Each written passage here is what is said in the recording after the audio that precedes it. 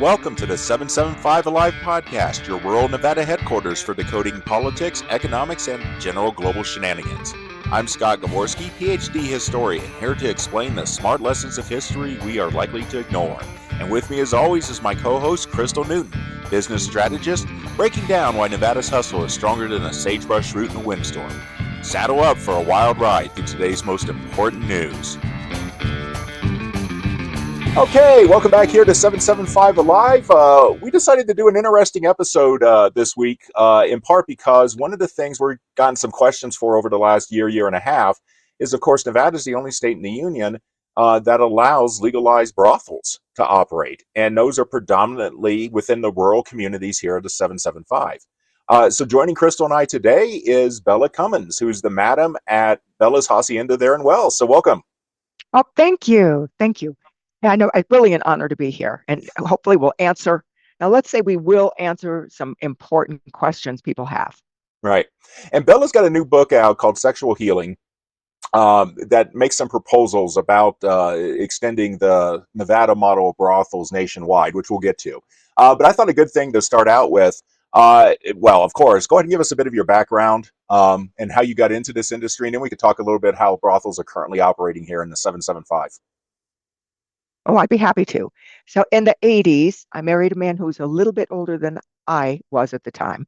And he had decided to buy into what was then Hacienda Ranch as a silent partner. Well, before I came along, it wound up costing him everything. And the reason it did was his partners were people like a woman that worked in the industry, and sometimes when people get a hold of money, they do some things that really handcuff a business's ability to move forward. But I found a way over 39 years to arrive at Madam Bella, the longest serving legal living madam. I'm really glad they said living because otherwise I'd be deceased.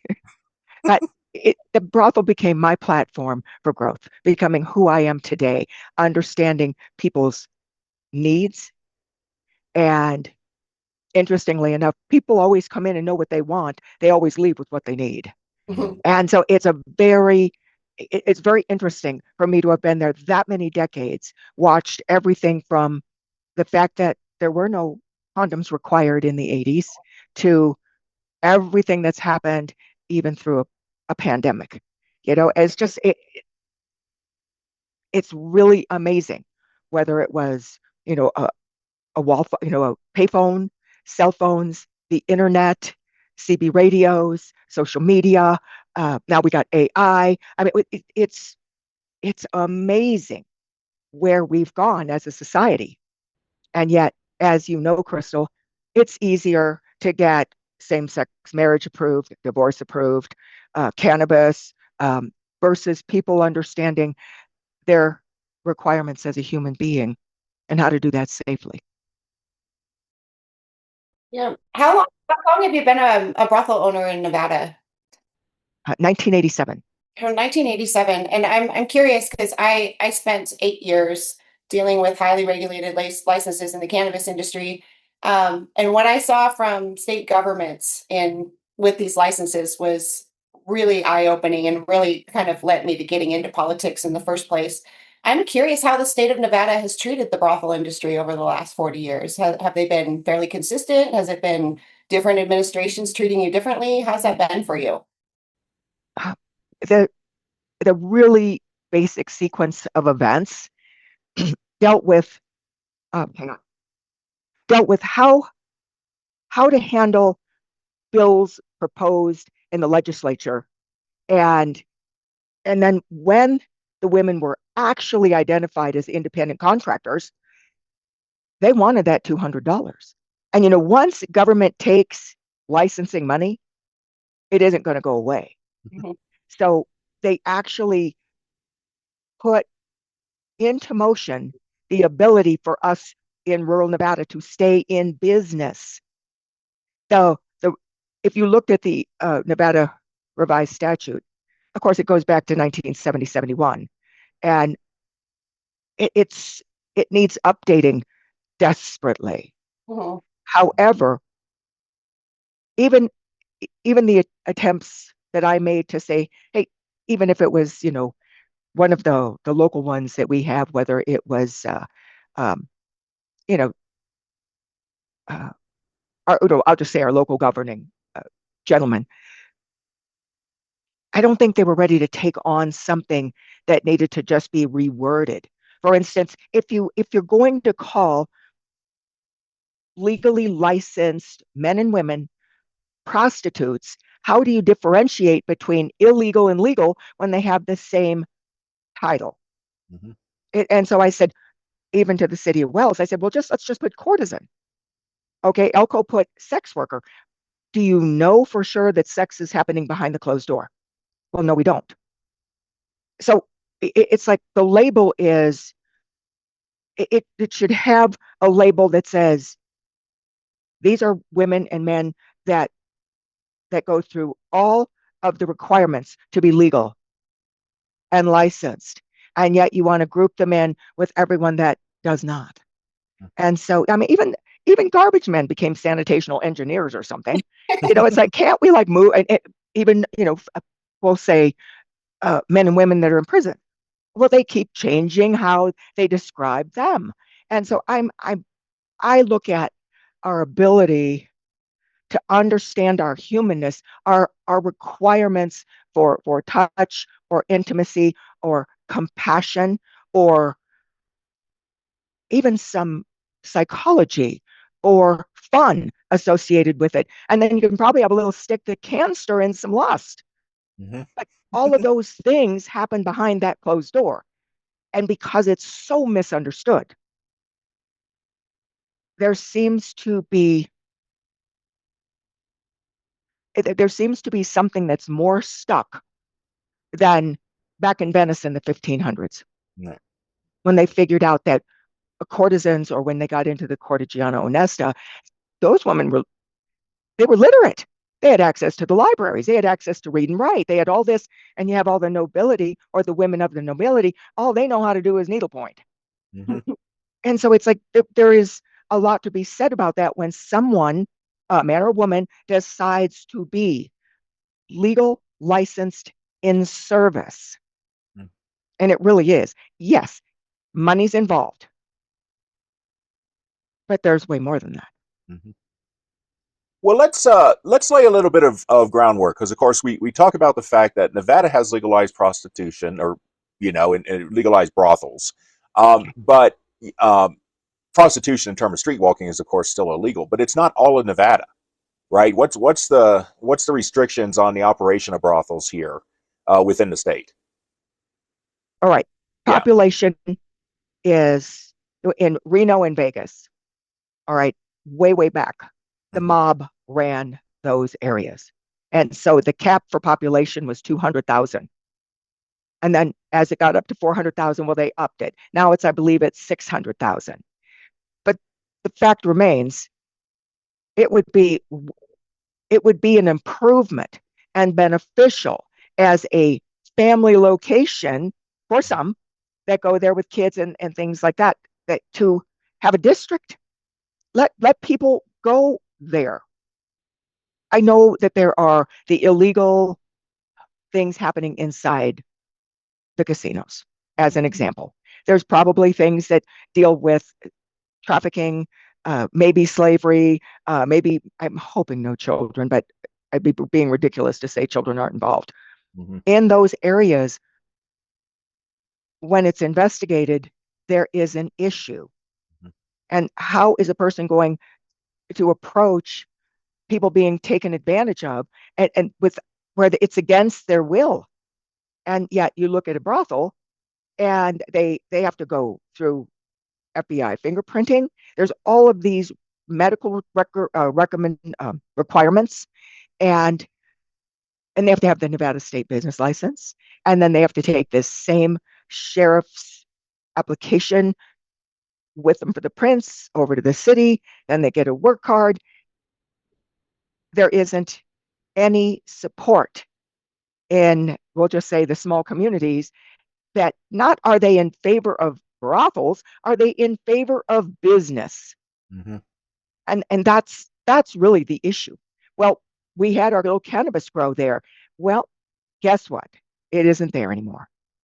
Too many, maybe too many taxes, maybe too many restrictions in their ability to make it profitable. Well, and just to summarize here, of course, Clark County, which is the home of Las Vegas, Washoe County, home of Reno, our two largest cities. By Nevada statute, they can't have brothels, Correct. but the other counties can decide whether to have brothels or not. I think 10 of them still have it on the books. Elko County is a little weird. Elko County actually doesn't authorize brothels, but the independent incorporated cities, right? Carlin, Elko, and Wells, where Bella's Hacienda is, do authorize and regulate it at the city level, right? Which is a different sort Correct. of dynamic than people think. And again, all of those for some of the reasons that are being outlined here, all of them ban prostitution, but certainly it's going on. Um, can we talk a bit about the issue of human trafficking? Because that's one of the most common issues that's thrown up here whenever we talk about sex work, or whether it be brothels, whether it be on the street, is the issue of human trafficking. How are you viewing that there in the brothels? Brothels have requirements that make it virtually impossible to be trafficked into a brothel. Mm-hmm. It's and I believe it's really because they have to go to the sheriff's department, and they actually have to do fingerprints. They have to talk to someone that's in there wearing a badge. And that would be the perfect opportunity for when the FBI, what would we call that? When the FBI printout comes back, Mm-hmm. typically if someone has disappeared, they're going to show up as reported as missing. And typically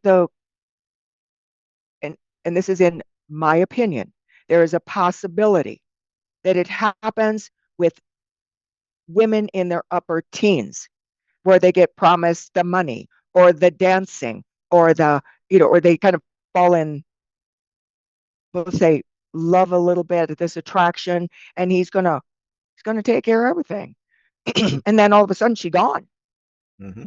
And I am, in my imagination, those are things that happen more frequently around that strip club dancing. You only have to be 18, and and it and we just know so many people disappear Mm-hmm. that in brothels they don't. They go to the doctor. There's a million people that they could say, "Hey, by the way, can you help me?" Mm-hmm. And in my 39 years, my my biggest conundrum was in the 80s and very early 90s, because there were so many women that were being, I'm going to say, utilized as the stable of pimps. Mm-hmm. And then those things began to, with each generation, with each decade, the women began to evolve. And so there's almost none of that I hear of. Is it still out there? We all know it is.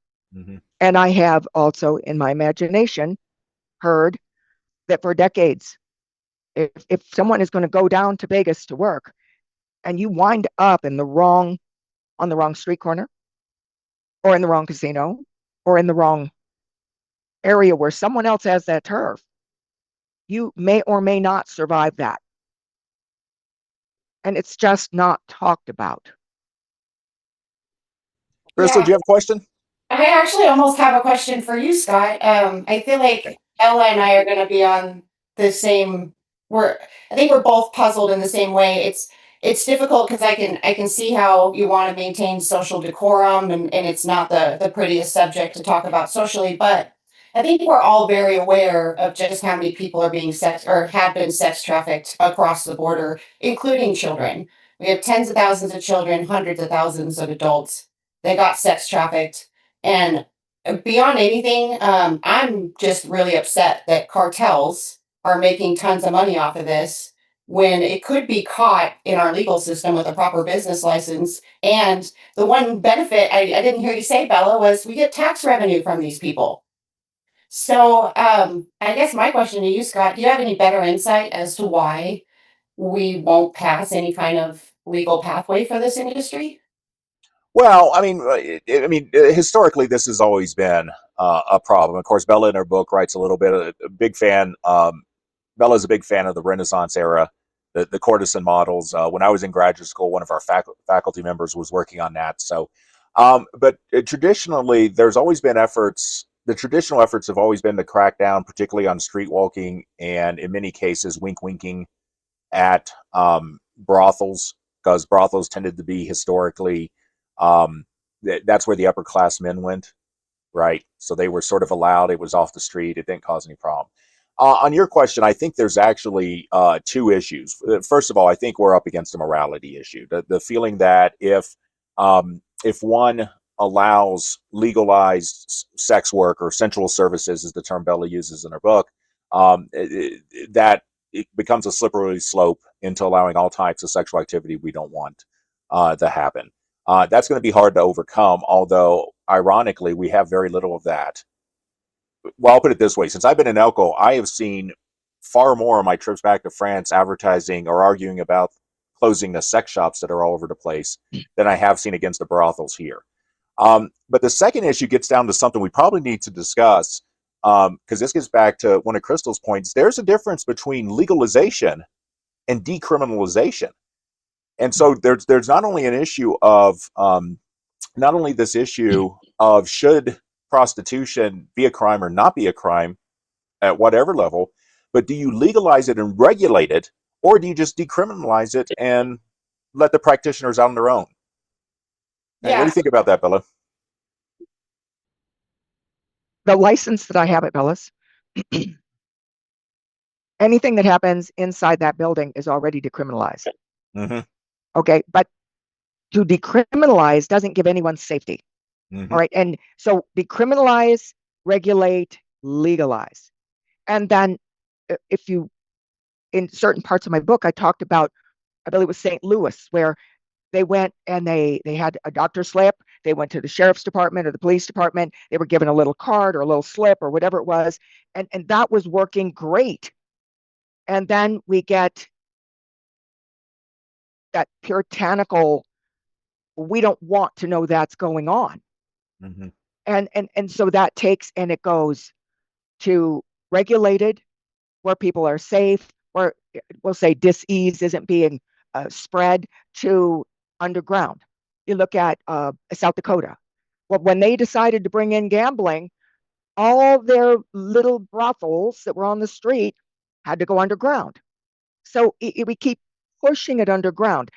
And if we were to have a broader conversation here, if I go out to a bar, okay, and I'm having a few drinks and I meet somebody, meet a nice looking man, all right, and we get to two, and I look like a 10, and we go up to my room or his room, and we decide to have whatever we do behind the closed door. What crime has been committed? None. Absolutely none. Yeah. Okay, now let's say this same man hands me $100 bill. What crime has been committed? None. Mm-hmm. There's been no crime. There is nothing that says that that money was to pay for my body, my services. I might be going downstairs to get coffee. He might be giving me cab fare. We might have already exchanged phone numbers. There's no crime. They wanted to make this a crime and a moral issue. This is about business. This isn't about whether somebody likes sex or not. Do you want the tax money or not? And so there's a lot of drum beaters that say, we've got to decriminalize. Well, first of all, that the police aren't going to protect anybody. So that Mm-hmm. really isn't going to help. But the bottom line is, when regulatory government we'll call it agencies or the leaders of. What they want to know is what's in it for them. Mm-hmm. It's always has to be tax money. And so when we look at, do you want the tax money and public safety or not? They can say, oh, well, it's public safety and revenue economics. Mm-hmm. I don't care which side they put the public safety on. It's money. So call me in. It's like I can say it's business. Here's how much money they've already calculated in guesstimates how much money they could have collected in taxes, but nobody wants to go there. Mm-hmm. And it's really that simple. Whether it's you can go into any of the Asian countries, and of 11 massage parlors, 10 are going to give happy endings. So it's like it's everywhere. Do you want the regulatory of public safety, and do you want the tax money? Mm-hmm. And so what we've done in brothels is ladies get a 1099. They can pay their taxes, they can do something with the money, and that that does help the economics of, whether they come from Florida or New York State or California. And the ladies and gentlemen that work with me, because I have the only male courtesan, Mm-hmm. it's like this this is something that gets to be looked at as business. Mm-hmm. And the people that are frequenting brothels, maybe they don't have time for a relationship. Maybe they got tired of splitting their stuff for companionship, or maybe we could say sex. So Mm-hmm. my point is, even young people, they aren't even getting married anymore. Mm-hmm. We have this epidemic, I think that's really the wrong word, so we'll use that loosely, but of virgins, Mm-hmm. because nobody knows how to talk to one another anymore because of the cell phone. And so, I mean, there's all these things that are handicapping our ability to move forward as a society. And so it's like, it may not be for everyone. A person doesn't have to go in, but if a person has a curiosity and they want to get their questions answered, go in and get your questions answered. In any brothel, there is no obligation. We would like for people to understand why over 50 years we're still in place. Now, there aren't 32 of us strong, but Mm-hmm. with Bella's sitting at the crossroads of the Western United States, as like Joe Conforti said in the 70s, that's the best location of any brothel. Right. Right And there off of US 93, which we've talked about. I-80, yes. And the people that frequent have, I'm going to say, wants, but they always get what they need. And they leave happy. And and it would be nice if more people understood it isn't wild sex out of control party. Mm-hmm. This is something that is really along the lines of what a person needs emotionally and physically, energetically and spiritually, Mm-hmm. because we're all four. And so that's the reason, and I'm an expert. This many years, I know why it works, why Wells isn't going to walk. Oh, they're not going to do this and go, oh, we're so glad you're here, Bella. They just want me to keep a low profile, pay my taxes, keep my head below the sagebrush, and the town has no sex crimes, and we're a 5 truck stop town. Do Mm-hmm. you have any idea how many travel plazas are out there with no legalized way to control Mm-hmm. who shows up in all those parking lots? And we have none. Right. So Well, there's things that matter. yeah. Let's talk about the safety issue that you brought up, because it's the process of legalization and regulating the industry is not just that it helps protect the women participating in it, right? But there's also some very interesting statistics you came out with the issue of disease. Yeah. right? The comparison between the brothels and whatnot. Absolutely. And unless something has changed in how they're gathering their data, the group that has the largest STD rate are actually seniors Yeah.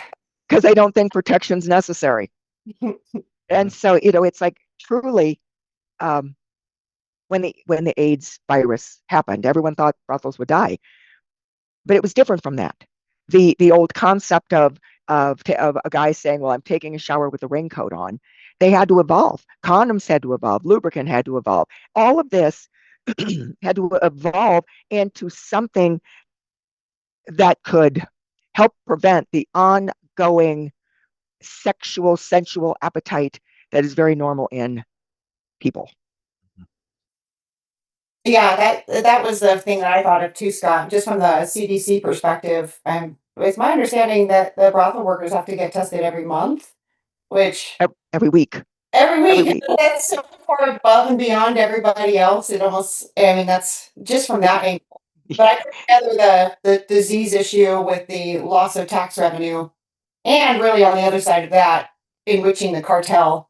And it seems like this would be an industry that we'd really want to federally permit to have happen in a regulated environment because there's just so much on the table, and it's very clear that the sex demand is growing in this country. The size of the revenue pool is astronomical. I think we're probably pushing close to $1 trillion a year that people are spending on sex in its various forms. I mean, if we could pull tax revenue and make it a little safer and not give the cartel money, that would be amazing. It would be a tough pull, and I can't quite put my finger on it, Scott. I don't know why. Cannabis was almost way easier. Hmm. It's a drug, and I don't have as many good arguments for cannabis as I would for brothel industry. Well, I was just going to point out that this has come up in some weird ways. So just to go with France, sometime early 2000s, they moved to decriminalize prostitution. Right now, solicitation is still illegal. So the male or the buyer, procurer, not procurer, but the buyer could still be arrested. But the act of prostitution itself is not legal or is not illegal, but it's also not regulated, and that's led to an explosion here of there's a number of these prostitutes have outfitted these sprinter vans. So you go to certain roadside stops in France, right? When I'm driving between towns, and there's just these vans lined up that's operating as sort of these. They're not really brothels because they're totally unregulated. But one of the funniest things that came out of that, I guess it's not funny, but since they're unregulated, there was a huge debate when COVID happened whether those prostitutes should be eligible for the French version of the Paycheck Protection Program. Should they be eligible for a state service even though they're not regulated by any sort of French state agency, right? It was Yeah. an interesting look at one of the problems here between decriminalization and legalization. There basically would be a sole proprietor at that point, right? Right, right. But there's no tracking, and it's a very interesting sort of look at that dynamic. Um, I'm not sure where. So cannabis revenues, I'm not sure have really paid off in the way that a lot of people were promised. You have some more information on that than I do, Crystal. I mean, it's some revenue, but it wasn't the jackpot that people thought. And of course, one of the problems with cannabis is that it didn't get rid of the black market. It actually grew the black market, and that really came down to just how much of a tax the state would put on it. Because if you can buy a joint in a store for $20 and then go out into the parking lot and buy a joint for $2, you're not coming back to the store. So what we found was that the price point really matters and whether it grows the black market or not, and that's always tricky once the state starts taking into those revenues. So I don't think that'd be as much of an issue with a brothel. Just because the market size is already there. People that I'm making assumptions here, Bella, but people that use those services are already using those services. They're not going to start just because the brothel opened. It means that they're using services, whether it's illegal or legal, and Right. they're taking a chance. There's an untruth about Nevada where a person can say, well, Nevada is the only state with legal prostitution. Or, and so someone will, let's say they're driving a semi. They come across into Windover. In the parking lot that they park in, they get approached. Money, services exchange. And then let's say they come farther down the road in the morning and they swing into Bella's to see how that's different. They go, I said, well, here you meet a lady, talk to her privately, and you can discuss what you're looking to experience and money. I tell them straight up, this is what you're going to discuss. And they said, oh no, I already had services in Windover. It's legal in Nevada. I said, no, it isn't. It's legal in a licensed brothel in Nevada. Mm-hmm. Oh, and it's like there's just that untruth out there that is Mm-hmm. just state to state, and there are people I would think the same thing in Vegas or Reno, and there's people that know that's exactly what they're doing is illegal activities, and they won't get caught. Mm-hmm. And I'm thinking many, many, many times that's true. And then you have the times that it's false. Mm-hmm. Somebody gets money taken from them, or, and it isn't just the woman or the man. Both are taking a chance. They don't know each other. Mm-hmm. So when someone comes into a brothel, let's say it's a gentleman, he is on his best behavior. He has stepped into our world. So he's a gentleman. He's on his best game. Now, if you turn it around and a lady goes into his home, his apartment, his hotel room, who should be nervous? Her. Mm-hmm. Right. Because there are no guarantees that this really nice guy at the brothel isn't the opposite of that, away from what you call the protection Mm-hmm. of a licensed, regulated business. And that's part of what I'm wanting people to understand. Mm-hmm. Someone in a back alley, and they need to feed their child, or they want a fix, or whatever that is. That we can't handle that, but we can certainly handle what's been proven to work with legal licensed brothels. And if we really wanted to take it a step farther or further, there would be a regulation for the the real entrepreneurs of, let's say, women and men, that we all can't work in a brothel. And so they were like, look, I do better on my own. But let's say they get arrested, and that woman shows up in front of the judge, and she goes, Judge, I'm a businesswoman. Mm-hmm. Here's my credentials. I have, the business license, state. I've got, I got a work card for, we'll just say, Las Vegas. Here's my weekly medical clearance. I'm legal. If I was a judge, I'd throw it out. Mm-hmm. She has all the credentials she should need in order to be a sole proprietor business owner. And Mm-hmm. where she works out of probably shouldn't be anybody's business, Mm-hmm. as long as public safety is that requirement is being managed correctly. Mm-hmm. And remember, we have the mandatory condom use. And I mean, there are just things that say give people a place to go. It will at least help eliminate the trafficking, the slavery, the us being the biggest consumer of children. Mm-hmm. And so we can take this one part of legalized brothels, utilize it, and then keep working on the rest of the elephant. Mm-hmm. So how are we going to take one little part of the elephant and bring revenue into small communities, give people a place to go? It doesn't work for brothels to be on little bitty highways out in the middle of Nevada. Those are the ones that have gone away, Mm-hmm. the ones that were in Fallon. It was the Navy shoved them right out, said, we don't want it. We don't want our men to have a licensed, legal, regulated place for them to go. Shoved them right out of business. Why would you do that? And there is less, I'm going to say, sexual encounters since COVID than a person could ever believe. What I saw happen with humanity just went 180 Yeah. after we were all locked away from one another.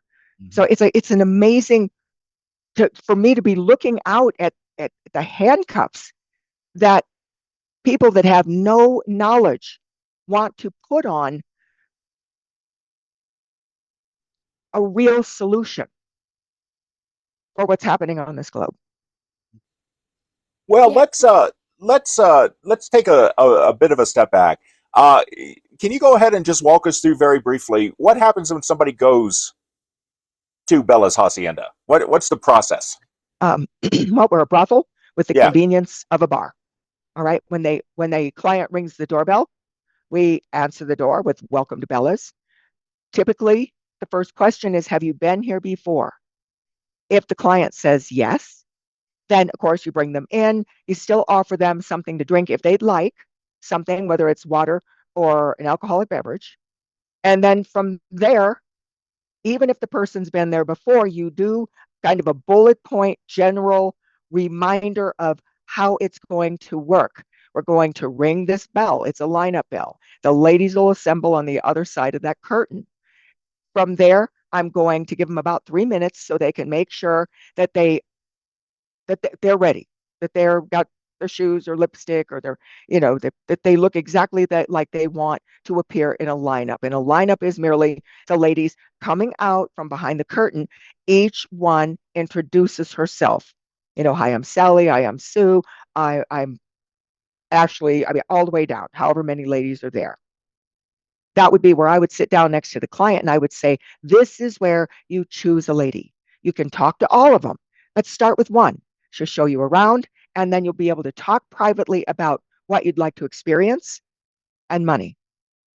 And I tell them straight up, my staff tells them straight up, "This is what you're going to be talking about. So we can customize your experience, so we can make sure that it's what you'd like to have happen."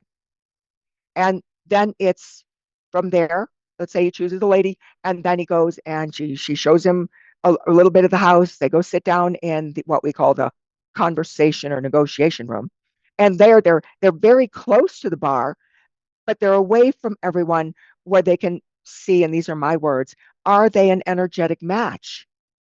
Sometimes they aren't a match. Maybe it's money, or maybe it's the type of services he's looking for. Well, another lady will go in. There's no obligation. Get your questions answered, and then it's like, well, you do let them know it's credit card, cash, and there's an ATM. But the idea is to get a client, whether it's a couple or a woman or a man, comfortable enough. Here's one other thing that's really important. There, there's never ever a guarantee that there's penetration. Mm-hmm. A person might be too nervous. They might have a medical condition. But what the lady can offer, whether penetration happens or not, is the very best experience she can offer that client today. Mm-hmm. And that's part of being in service. Mm-hmm. And of course, as part of that negotiation process, the lady who's an independent contractor, right? Mhm. She gets to set the limits and she gets to set the price. So that's a negotiation between the purchaser and the lady, correct? Correct. I always share with the client whatever they think is going to happen behind that closed door. They should multiply it times 10 because they have no idea what they're going to experience. It just unfolds. It it's magical. And how that can help someone, mentally, emotionally, physically, and I mean, if you think about it, a successful experience really happens here. Mm-hmm. Yes, we have certain parts that are supposed to interact, but there's no guarantee that they will. So how does the client have an experience that helps with what I refer to as a healing? Mm-hmm. And that's why the book is called Sexual Healers, Mm-hmm. because that's exactly what they are. Yeah, that was very poignant and eloquent, Bella. I never thought, I mean, like you're selling me on this, and and I keep going back in my mind of just, what is this actual issue we're dealing with in society of getting past. I mean, I think we all understand that sex trafficking is a huge industry. Why we willfully ignore it is what I'm trying to overcome. Maybe a good place to think about this is to get out of the US and think about how this industry is approached in other parts of the world. Do either of you know if there's a place where this industry is really flourishing. It's been intermixed with the culture and society, and it's in a comfortable place as an industry. Do you know anything about Amsterdam or I'm thinking that one has of the one that's of the closest would be New Zealand, okay? and yet I think they found a way to allow it to be a taxed entity with, I don't even know if it's less judgment because that would be an assumption on my part, but they found a way to allow it to exist. And I'm, in my opinion, if it exists, there's probably, whether it's public safety or tax money, that something is helping it stay afloat. I don't even know if it's gained momentum, but there's so many people that forget that someone interacted with someone else in order for them to be conceived and born.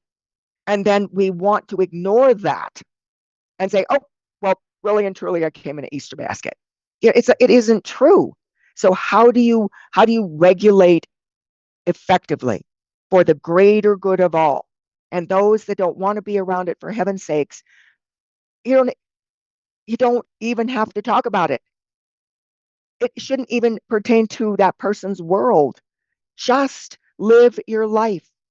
Mhm. And then the people that are looking for that, even when you get down to it, we don't even want to go here, but the people that wind up on the dark web, the young people that are committing suicide, the people that think that this incel thing is like martyrism. It's like we have a problem. Can you define that incel concept? Because that was one of the more intriguing parts of your book, and I don't think it's something that a lot of people are quite familiar with yet. It's involuntary celibacy.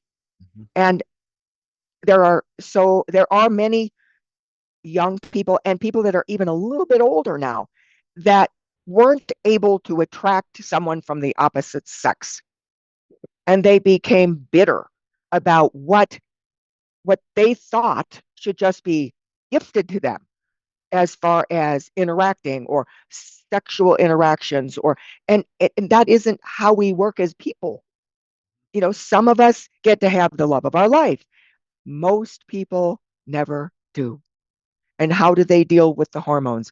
It's like something greater than us gave us all these hormones, and then there's a certain percentage that want to say, and by the way, you can't use it. Mhm.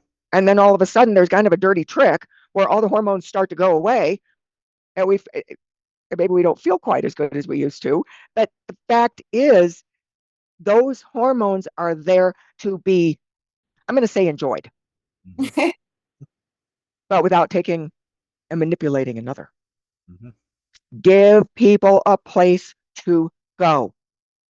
When clients come into Bella's, we need to know how the male brain operates. And that is helpful for people to begin to feel like they are having a healing, even in the part that many, many men love the most, and that's sex. You're a beautiful man. You want to be praised, and you want adoration, and you want sex. That's what men want. Women want to be seen, heard, and feel safe. That's it. Mhm. And getting into that human, as I called it, sexual healers, Mhm. that's a big part of what we do. Put people in a place where they can absolutely receive what they require as a man. Mhm. And it's just, yes, they figured out scientifically that that's how it works, but it doesn't take away from the fact that just to know the science doesn't mean that what you experience feeling like a whole man isn't a real health, psychological, physical, emotional, and spiritual part of walking in this body that you Yeah. have. Well, sexual healers. If somebody's interested in this, because this is an interesting conversation, and of course, there's far more detail in the book. Where can they get a copy of the book? There.